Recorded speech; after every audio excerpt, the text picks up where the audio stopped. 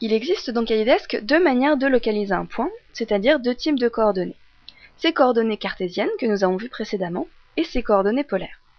Nous allons voir ici les coordonnées polaires. Tout d'abord, il est important de savoir que les coordonnées polaires d'un point dépendent toujours d'un point précédent. On dit qu'elles sont relatives. Ça signifie que vous ne pourrez pas indiquer des coordonnées polaires pour un point sans avoir indiqué précédemment celui dont elles dépendent. Ici par exemple, mon point référent, le point dont vont dépendre mes coordonnées polaires, sera le point C. Et je vais tracer à l'écran un second point qui sera mon point D. Et donc, je vais montrer comment on calcule les coordonnées polaires. Pour cela, tout d'abord, je prolonge les axes X et Y, car les coordonnées polaires du point D vont dépendre de l'orientation de l'axe des X. Ensuite, je vais tracer la ligne qui rejoint C et D. Et je vais tracer la ligne qui est parallèle à l'axe des X et qui passe par le point C, mon point référent. Voilà, nous avons ici tous les axes dont nous avons besoin pour déterminer les coordonnées polaires. Ces coordonnées polaires, elles vont être composées de deux choses. Premièrement, de la longueur de la ligne CD, et deuxièmement, de l'angle que forme cette ligne avec l'axe que j'ai tracé ici, qui est parallèle à l'axe des X et qui passe par le point C. Ici, j'ai effectué les cotations afin qu'on puisse les calculer plus facilement. Donc je vois ici que la ligne CD forme un angle de 25 degrés avec cet axe, et que la longueur de la ligne CD est de 105,6 unités. On a tout ce qu'il nous faut pour indiquer les coordonnées polaires du point D. Maintenant, il ne nous reste plus qu'à savoir comment on va pouvoir les écrire dans la ligne des commandes. Ça peut être utile, par exemple, dans la situation classique où je trace une ligne, où j'ai indiqué mon premier point, et où j'ai besoin d'indiquer mon second point grâce à ces coordonnées polaires. Ici, vous voyez que l'accrochage polaire fonctionne. Nous y reviendrons plus tard. Mais ce n'est pas forcément exactement l'angle qui correspond à un accrochage polaire.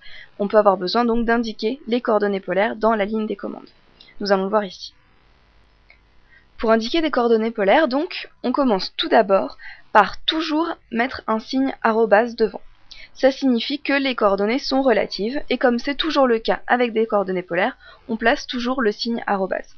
Ensuite, on va indiquer la longueur de la ligne qui est ici CD, c'est-à-dire de la ligne qui rejoint notre point référent, du point dont on indique les coordonnées polaires.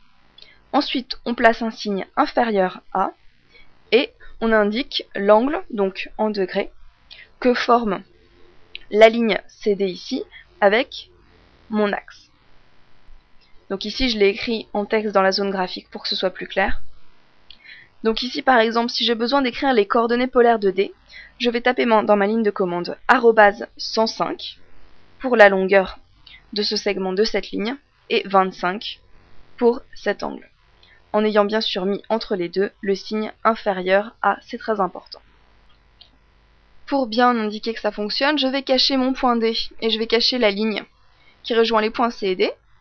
Et je vais imaginer que j'ai besoin de refaire cette ligne parce que dans le cadre de mes plans, c'est utile. Donc, je prends la commande ligne, je m'accroche au point C, qui est mon point référent que je connais déjà, et je vais avoir besoin d'indiquer mes coordonnées polaires. Donc, dans la ligne de commande en bas, je tape arrobase, je tape 105.6. Il est important de toujours mettre un point, car l'équivalent d'une virgule dans la ligne de commande, c'est un point. Donc ici, on a du 105,6. Donc dans ma ligne de commande, je marque 105.6. Mon signe inférieur à 25. Et je tape sur Enter. Voilà, je tape sur Échappe pour sortir de la commande ligne. Vous remarquez que ma ligne a vraiment l'air de ressembler à celle qu'on avait tout à l'heure. Pour en être sûr, je vais faire apparaître mes points, mon point B et ma ligne bleue. Et vous voyez qu'elles se confondent. Il y a un tout petit décalage parce qu'on n'a pas rajouté toutes les précisions derrière après la virgule, mais on a bien obtenu la même ligne. Donc, je résume. Pour indiquer des coordonnées polaires, on part d'un point référent. On marque un arrobase qui marque que les coordonnées sont relatives, ce qui est toujours le cas avec les coordonnées polaires. On indique la longueur de la ligne entre le point référent et le point qu'on veut dessiner.